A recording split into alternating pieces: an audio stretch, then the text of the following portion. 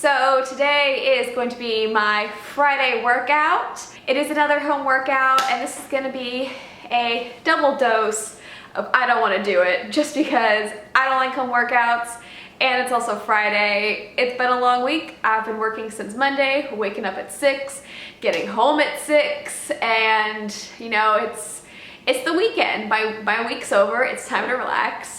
But I still have more stuff to do. I can't relax yet. So that's why I've always had an issue with Friday workouts. And then on top, it's at home, which I already don't like doing. And it's a leg day, so actually this is a triple. It's bad. It's just all around bad. Oh my god. But And cardio? Oh my god. It's 4. There's 4 because there's cardio. It's HIIT. I'm doing HIIT. Love it. It's bad everywhere. Oh my god. Oh my god, I surpassed 3 strikes. I'm out. I'm just way out. Oh my god, I'm not even on the field anymore at this point. Oh my god.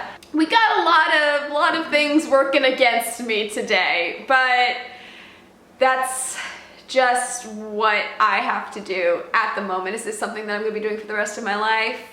Probably not, but with what I want to do right now, it's something that I have to do. So you push forward. It's 1 hour, maybe an hour and a half of my time. That's going to be not annoying, because I do like working out. It's why I work out to begin with. But yeah, it's, you know, you're not always going to be motivated. You're not always going to like what you have to do, but you just have to do it. If you want your goals to become a reality, and you truly want that to happen, you need to put in the work. So as of right now, what do I want more? Do I want to be able to get up on stage in front of who knows how many people with my best package possible? Or would I just want to sit on my couch and watch TV? What do I want more? I want to be able to perform in front of an audience with my best package. That's what I want to do. So this is what I need to do to get there, because I can always sit on the couch afterwards. You know, either tomorrow after my workout, or in a couple of years. I'll have plenty of time to just sit on my couch and relax. So is this something I'm super looking forward to? No. Am I motivated? Well, I kind of motivated myself a little bit after that. But that's what you gotta do. You gotta motivate yourself. Push yourself. Just don't let the magical motivation fairy come in, because they don't exist. She don't exist. She never come in. I'm sorry to break this to you, but she's not real. With that weird intro out of the way, why don't we just get on into that workout now?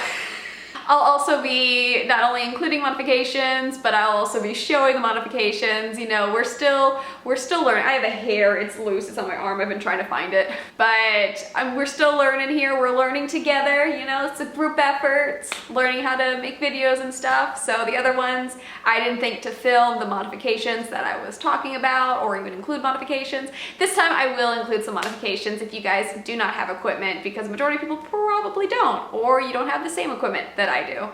So we'll definitely make sure to include that. I actually did forget, but I'm gonna remember, I promise. Now we're gonna actually go do the workout now, after I've delayed and procrastinated. I mean, I sat on the couch for an hour after I got home from work anyway, so I've already procrastinated, and I'm procrastinating even more.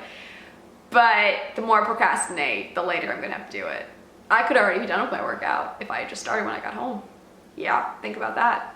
Next time you sit in your car and you procrastinate going to the gym, or you sit on your couch. Do I learn? No, I don't learn at all. I still do it. I'm getting better. I'm getting better, right? No. Starting my workouts early? No. Yeah, this week I did pretty good. Okay, I'm really procrastinating now. Let's get into the workout. Being super festive here in April, as you can see. By getting into the workout, I'm starting off with some goblet squats into deadlift. What's really great about filming yourself is getting to see what you look like, because when I was doing these, I really did feel that my deadlift felt really good, but then watching this, it looks like my chest probably could have been up a little higher, and looks like my lower back is a little more rounded than I would like it to be. So whether you are filming yourself, or you can safely see yourself in a mirror to determine what your form looks like, or you have someone like a trainer or a friend who knows what they're doing, make sure you have them checking on your form, just to make sure that you are doing the movement safely. As you can also see, I am rotating my dumbbells just to make the movement easier, so it's not running into my legs as I'm going down or anything like that. And a simple modification for this, it does look very awkward. I probably should have filmed this in a different part because it was very cramped where I did it, so it doesn't look as good as I'd like it to, but you can easily just go into a normal squat to curtsy lunges, and that'll be a really good modification for that exercise. Next, I actually implemented my slides. I've been getting a lot of use out of these since I've been home because I usually forget they're in my gym bag, but now that I have to get creative with the equipment I have, I've been able to use them quite a bit. But for these, I'm doing some side lunges to reverse lunges. Just thinking the slides were going to make it a little more difficult for me. If you have weights, you can easily add weights to it. For these, you really want to make sure that your stationary leg is the one that is pulling the other leg up. You don't want that leg that is on the slider to be doing any of the work. That should just kind of be guiding you through the motion, where your stable leg is the one that you're actually working during that time. An easy modification for that would obviously just be to do them stationary and just go into the side lunge and reverse lunge. The same thing applies for this, both if you have weights or something heavy that you can use to add a little more weight, make it a little more difficult. I went into a superset weighted single leg hip thrusts. This one, gonna be honest, felt really weird. It's nice to see that it didn't look nearly as weird as it felt. So if you have weight, you can do this with a dumbbell, you can do this with resistance bands, you can do this again with a case of water. Get creative with what you have in your house. I did superset this with some banded 1 1/3 hip thrusts. So for this, I would hip thrust up. I would go not all the way down, just a little bit down, and then go straight back up and squeeze at the top. And this with the weight, with the band, just trying to make it as difficult as possible because I'm usually doing about 225 pounds when I do my hip thrusts. So, you know, you've got to use what you have, you've got to get creative. If you don't have weights, if you don't have bands, you can easily do these exercises without. You can even make the single leg hip thrust 1 1/3. Right now I am doing normal hip thrust, but then I do go into something that I talked about in my last leg video, but I didn't show. And these are the hip sways. So as you can see, my leg is up in that bridge and I am swinging my legs back and forth, lifting one glute up at a time. And then directly into that, I'm going into little glute bridge stomps. So up in that glute position, 1 foot at a time is stomping up and down. And for my last superset and exercise of this workout, I did some banded side walks. Looking at this, I feel like I probably could have gotten, I don't know if it's the angle of the camera or if it's just me, but it looks like I probably could have gotten a little lower to the ground just to get a little bit more of a burn, but I did do this with a band. I think it was about 20 reps I should have done, and I followed these up with some clans. Now I like to call these oopsie poopsies just because you are revealing your no-no square to the world. These, if you're able to do them in a gym, a lot of people tend to be a little more comfortable doing it in a corner where you are facing the wall.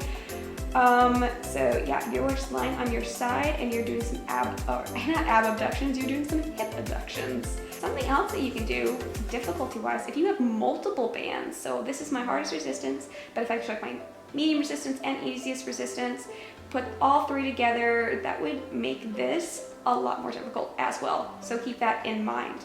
And a really nice modification for this was an exercise we used to do in my group fitness class when I was back in college as a freshman. My instructor called these teacups, which is why you saw me do the kind of like the little teapot thing in the beginning. That's just so you can get into position. But I started with normal leg kicks, going straight into leg pulses. This is where I realized I look really awkward doing this exercise. Like, I did not feel awkward, but oh my god, this is like obnoxiously awkward watching this now. But then I did go from those pulses to forward rotations, then to backward rotations, but follow that straight with donkey kicks into lateral leg kick, right back to that extended kickback, bring it down and repeat. Now here's a really interesting HIIT workout for you. Again, I got this idea from that same group fitness class that I took when I was a freshman. This was, oh, I forgot. It wasn't from the Malibu class. This is from a different class, but same instructor. And this was basically our entire workout of that day, which basically I turned into just my HIIT. And that is, it's a pyramid. You'll basically start with 10 burpees, and you'll follow that with 1 kettlebell swing, or you can reverse it, do 10 kettlebell swings and 1 burpee. And then you would go down. So I started with 10 burpees, 1 kettlebell swing. Then I went to 9 burpees, 2 kettlebell swings, down to 8 burpees, 3 kettlebell swings. And I did that all the way until I got down to 1 burpee and 10 kettlebell swings. Took a little break, and then I went back up until I was back up to those 10 burpees with the 1 kettlebell swing. Now my kettlebell is 10 pounds. You can use a dumbbell. If you don't have a kettlebell or a dumbbell, I would just suggest grabbing something with weight that you can easily grasp to do it. And for your burpees, there are so many modifications to the burpees. I was feeling a little nauseous in all honesty, so usually I would do my burpee with a little hop at the end, but as you can see, I'm just standing up afterwards. You can do what I'm doing. You can do one with a little hop at the end. You can do one when you go down, it's a push-up instead of you just going all the way down to the floor. You can do one where you get down into that plank position and you do knee jacks, I think are what they're called, and then go back up. It's any way that you want to make this more challenging or less challenging. So yeah, a lot of variations that you can do with this, and it will get you sweating for sure.